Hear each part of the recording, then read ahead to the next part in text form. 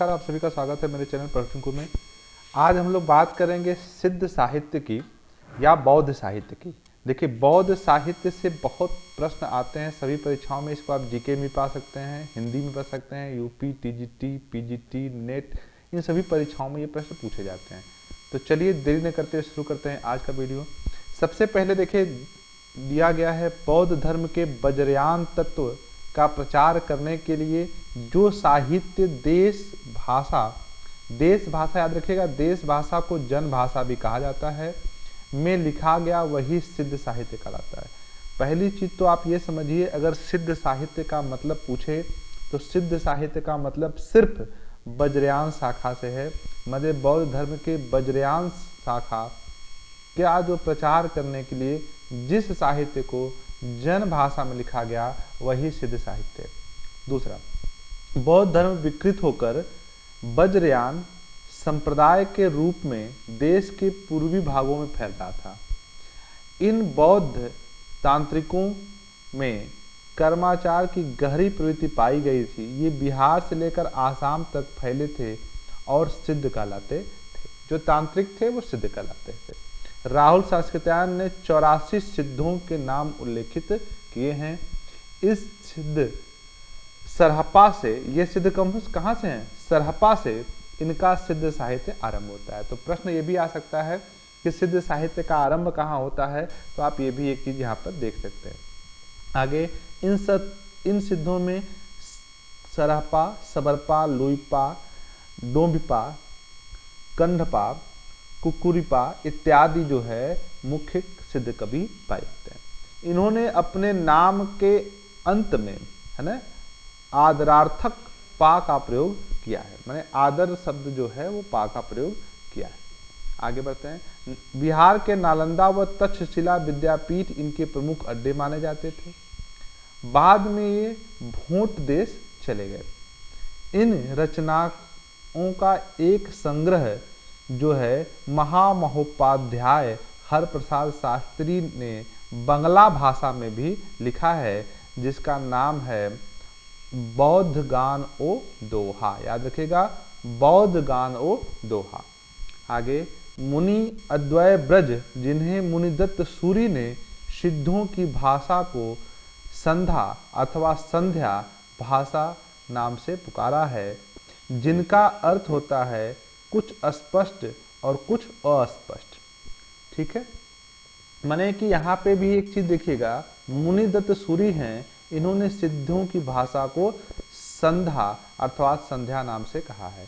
तो संध्या और संध्या किसने कहा? मुनिदत्त सूरि ने कहा। ये भी याद रखिएगा, जिसका अर्थ क्या होता है? कुछ स्पष्ट और कुछ अस्पष्ट। आगे अगला, सिद्धों की भाषा उलटवासी शैली का पूर्व रूप देखने को मिलता है। उलटवासी शैली का पूर्व रूप मिलता है किसमें? सिद्धों की भाषा में।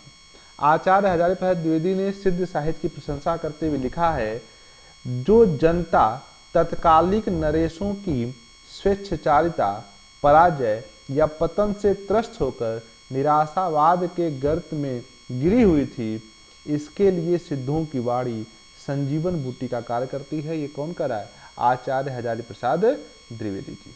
आगे बढ़ते हैं। साधना अवस्था से निकली सिद्धों की वाणी चर्या या चर्या गीत कहलाती है। चर्या गीत क्या है? जो साधना अवस्था से निकली हुई चीजें हैं। आगे बढ़िए। सिद्ध साहित्य की अब देखिए प्रमुख विशेषताएं। ठीक है, आगे देखिए। पहला है, सिद्ध साहित्य में तंत्र साधना पर अधिक बल दिया जाता है। एकदम एक नंबर की बात है। ठीक है, साधना पद्धति में शिव व शक्ति के युगल रूप की उपासना की जाती है। तो शिव है और शक्ति। इसमें जाति प्रथा एवं वर्ण भेद व्यवस्था का विरोध किया गया है। इस साहित्य में ब्राह्मण धर्म और वैदिक धर्म का खंडन किया गया है। सिद्धों में ब्राह्मण और वैदिक धर्म का खंडन किया गया है। आगे, सिद्धों की पंचमकार की दुष्प्रवृत्ति देखने की मिलती है। पंचमकार मतलब क्या है? मांस, मछली, मदिरा, मुद्रा और मैथुन, ये 5 मकार होते हैं। सिद्ध साहित्य को मुख्यतः 3 श्रेणियों में विभाजित किया जाता है। कौन कौन सी हैं? नीति और आचार संबंधी साहित्य, उपदेश परक साहित्य और साधना संबंधी या रहस्यवादी साहित्य। आगे बढ़िए, इसके प्रमुख कवियों के बारे में जान लेते हैं, ये बहुत इंपॉर्टेंट है, यहाँ से प्रश्न जरूर आता है, तो ये देख लीजिए। पहला सरहपा 879 ईस्वी में, 69 ईस्वी में सरहपा रचना का नाम दोहा कोश। इन्होंने लिखा है कि सरहपाद, सरोज वज्र और राहुल भद्र नामों से भी इन्हें जाना जाता है। प्रश्न पूछेगा सरहपाद कौन थे, तो सरहपा थे। सरोज वज्र कौन थे, सरहपा थे। राहुल भद्र कौन थे, सरहपा थे। कब थे, 769 ईस्वी में। दोहा कोश इनकी रचना का नाम है। और ये जाति के ब्राह्मण थे, याद रखिए जाति क्या थे, ब्राह्मण थे। राहुल संस्कृतायन ने इनका समय 769 ईस्वी स्वीकार किया है। आगे बढ़ते हैं। इनके द्वारा रचित जो ग्रंथ हैं उनमें 32 ग्रंथों का उल्लेख प्राप्त होता है, जिनमें दोहा को सबसे प्रसिद्ध है। राहुल संस्कृतायन के अनुसार एवं विद्वानों द्वारा सर्वमान रूप से ये हिंदी के सर्वप्रथम कवि भी माने जाते हैं। तो हिंदी का पहला कवि भी राहुल संस्कृतायन ने माना है इनको। आगे बढ़ते हैं। कह रहा है कि ये सहजयान शाखा या सिद्ध मार्ग के प्रवर्तक माने जाते हैं। देखिए सहजयान या सिद्ध मार्ग के प्रवर्तक कौन थे, सरहपा थे। डॉक्टर विनय तोष भट्टाचार्य ने इनका काल विक्रम संवत 690 स्वीकार किया है।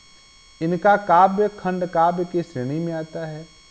चौपाई और दोहा को मिलाकर सर्वप्रथम इन्हीं की रचनाओं में पढ़ने को मिलता है, चौपाई और दोहा। ठीक है, आगे दोहा कोश का रचना संपादन राहुल संस्कृतायन के द्वारा किया गया था। ठीक है, तो ये चीज हो गई सरहपा के बारे में। दूसरे कवि हैं जिनका नाम है सयरपा, 780। इनका है चर्यापद्र, महामुद्रा वज्रगीति और ब्रज योगिनी सायत। ये क्षत्रिवंशी सरहपा के शिष्य माने जाते हैं। ये मोह माया का विरोध करके सहन जीवन को स्वीकार करने पर बल देते हैं, उसी को महासुख की प्राप्ति मार्ग बतलाते हैं।